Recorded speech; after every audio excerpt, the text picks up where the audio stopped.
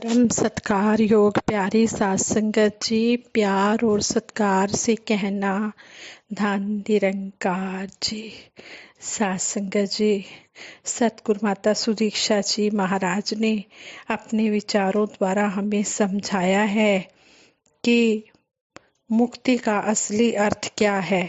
वास्तव में जीवन मुक्त होना ही सही मायनों में मुक्ति है। क्या हमने ब्रह्म ज्ञान को पाकर अपनी असली पहचान कर ली है? क्या जीवन से मृत्यु की इस यात्रा में हम निरंकार से जुड़ पाए हैं? अगर जिंदगी के सफर में हमें उतार चढ़ाव दुख सुख आदि का असर नहीं हो रहा, तभी हम जीते जी मुक्त हैं। हमें सेवा सिमरन सत्संग करने का सूक्ष्म अभिमान नहीं आना चाहिए। अगर कोई गलत विचार मन में आते हैं तो वे हमें गलत रास्ते पर ले जाते हैं, निरंकार से दूर कर देते हैं और फिर हम मुक्ति से भी दूर चले जाते हैं। मुक्ति कैसे? कहते हैं कि पुरातन समय की बात है। एक राजा ने श्रीमद् भागवत पुराण सुनने का संकल्प राज पुरोहित के सामने रखा। राज पुरोहित ने राजा के श्री मुख से ऐसा संकल्प सुनकर भागवत पुराण की कथा सुनने का बहुत ही बड़ा महात्म बताया। राजा की प्रशंसा करते हुए कहा कि आप एक धार्मिक प्रवृत्ति के राजा हैं, आप ऐसा क्यों नहीं कहेंगे? मैं कल से ही विधिवत श्रीमद् भागवत कथा सुनाना शुरू करूंगा, जिसके सुनने से आपके तीनों ताप दूर हो जाएंगे, आपका आवागमन का भय दूर होगा और आप मुक्त हो जाएंगे। अगले ही दिन कथा का विधि पूर्वक शुभारंभ हुआ। 1 महीने तक राजा ने भागवत पुराण की कथा सुनी। कथा समाप्ति पर राजा ने बहुत सी दान दक्षिणा द्वारा राज पुरोहित व ब्राह्मणों को खुश किया, परंतु राजा के मन पर इसका कोई प्रभाव नहीं हुआ। राजा ने फिर कथा को पुरोहित द्वारा आरंभ करवाया, शुभारंभ करवाया, श्री गणेश करवाया, क्योंकि मुक्ति का एहसास जब जिज्ञासु के जीवन में हो जाता है तब उसका जीवन सहज समाधि में प्रवेश कर जाता है। परंतु जिस प्रकार चिकने घड़े पर जल की बूंद नहीं टिकती, ऐसे ही राजा पर भी भागवत कथा सुनने का कोई प्रभाव नहीं हुआ। राजा को चिंता में देखकर राज पुरोहित ने तीसरी बार फिर से कथा सुनने का परामर्श दिया। पहली बार राजा ने कथा सुनी, फिर दूसरी बार शुरू करवाई, फिर भी राजा के ऊपर कोई असर नहीं हुआ, राजा को कुछ समझ नहीं आया। फिर तीसरी बार फिर पुरोहित ने कथा सुनने की सलाह दी। राजा ने गुस्से में आकर राज पुरोहित से कहा, अच्छी बात है, आप कल से भागवत पुराण की कथा शुरू कर दें, लेकिन इस बार भी अगर कोई प्रभाव मुझ पर नहीं हुआ, मुक्ति प्राप्त नहीं हुई, तो तुम्हें मृत्यु दंड दिया जाएगा। घर आते ही राजपुरोहित चिंता व डर के कारण बीमार हो गया। अपने पिता की ऐसी हालत देखकर पुरोहित की बेटी ने अपने पिता से इसका कारण जानना चाहा। पिता ने डिटेल में सारी बात अपनी बेटी को कह सुनाई। पिता की बात सुनकर बेटी राजा के सामने उपस्थित हो गई। वह इस समस्या को हल करने के लिए अगले दिन राजा को उसने जंगल में चलने की प्रार्थना की। राजा ने इस बात को खुशी खुशी स्वीकार कर लिया।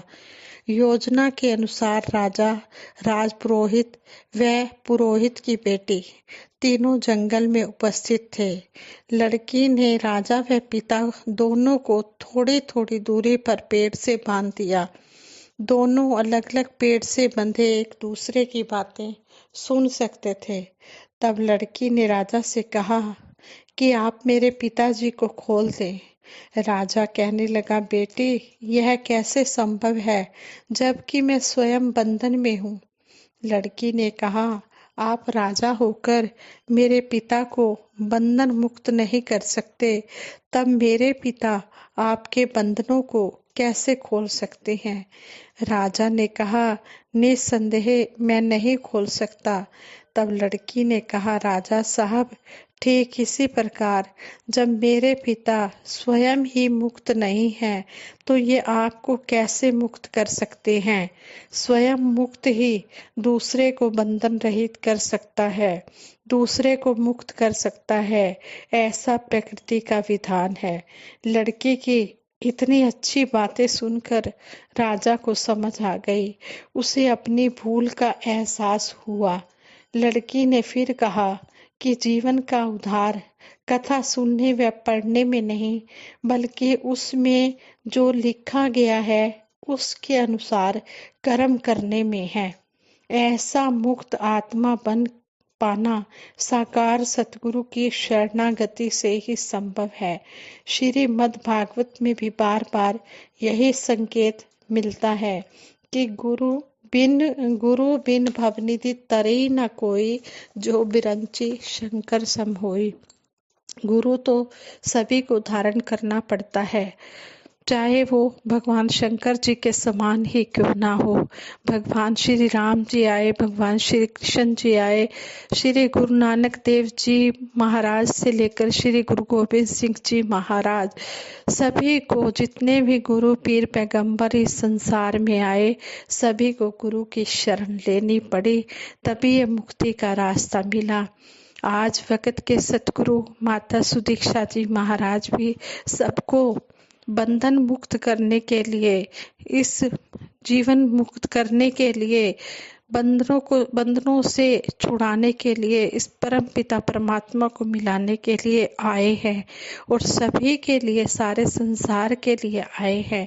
और सभी को ये संदेश दिया जा रहा है कि परम पिता परमात्मा की शरण, पूर्ण सतगुरु की शरण में आकर पूर्ण परमात्मा की जो प्राप्ति है, ये पूर्ण सतगुरु की शरण में आकर ही प्राप्त की जा सकती है। इसलिए आओ, वक़्त के सतगुरु के चरणों में झुक जाओ और इस परम पिता परमात्मा को पालो। फूल को मसलने में देरी हो सकती है, लेकिन परमात्मा को पाने में इतनी भी देरी नहीं लगती है। सिर्फ देरी लगती है तो जिज्ञासा प्राप्त करने की। जब जिज्ञासु के मन में यह भाव होता है कि मैंने परमात्मा को पाना है, तो वह पूर्ण सतगुरु की खोज करके परम पिता परमात्मा को पा लेता है और अपने मुक्त हो जाता है, जीवन बंधन से मुक्त हो जाता है, जीवन मुक्ति मिल जाती है। सतगुरु आप मुक्त करे संसार। सतगुरु आप मुक्त है और यह सारे संसार को मुक्त करने के लिए इस संसार में प्रकट हुआ है।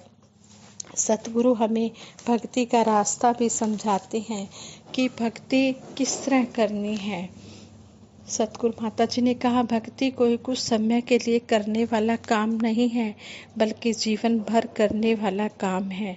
जब हम निरंकार के एहसास के साथ जुड़कर कोई नेक काम करते हैं, किसी का भला करते हैं, तो वो भी सेवा, सिमरन, सत्संग का एक हिस्सा बन जाता है, एक अंग बन जाता है।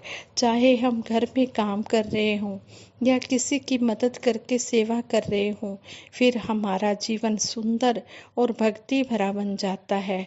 हमारे जीवन में कभी भी ऐसा समय जीते जी नहीं आता कि हम परिपूर्ण हो जाएं। हम इंसान हैं तो कमियां भी हमारे जीवन में रहेंगी, परंतु इतना तो अवश्य हम कर सकते हैं कि हम अपने मूल इस निरंकार से जुड़कर इस पर ध्यान टिकाकर हम अच्छे से अच्छे काम करते चले जाएं। कम से कम इतना तो करें कि हर दिन हमारी कमियां थोड़ी कम होती चली जाएं, हमारे कर्म दूसरे के आंसू पोंछने वाले हों और औरों को खुशियां देने वाले हों। दातार कृपा करे कि सभी ब्रह्म ज्ञान को प्राप्त करके अपने जीवन में मानवीय मूल्यों को विकसित करें और गलत रास्ते पर कदम बढ़ाने से बचें। इस तरह सतगुरु माता जी ने हमें मुक्ति का रास्ता बता दिया है कि जीवन मुक्त होना ही सही अर्थ में मुक्ति है। तो आओ सतगुरु के चरणों में जुड़ जाओ। जिन्होंने इस परमपिता परमात्मा को नहीं पाया है वो वक्त के सतगुरु माता सुदीक्षा जी महाराज की शरण में आए और इस परमपिता परमात्मा को जान ले, जिसके लिए मानव जन्म मिला है। मानव जन्म दुर्लभ है, होत न बारंबार, ज्यों फल बन भुइ गिरे, बहु न लागे डार। ये मनुष्य जन्म बहुत ही दुर्लभ है, ये 84 लाख योनियों के बाद मिला है। कहते हैं कि इसको हम सेवा सिमरन सत्संग में लगाएं, संतों महापुरुषों का संग करें, सत्संग सेवा सिमरन ज़्यादा से ज़्यादा करते चले जाएं, अपनी गृहस्थ की जिम्मेवारियों को भी निभाएं और ये काम भी करें जिससे हमारी मुक्ति होनी संभव है। संगत जी, विचार करते हो बहुत सी गलतियां हुई होंगी, उन गलतियों के लिए आप जी क्षमा कर देना और आगे के लिए शुद्ध विचार करने की क्षमता बख्शना। साथ संगत जी प्रेम से कहना, धन निरंकार जी।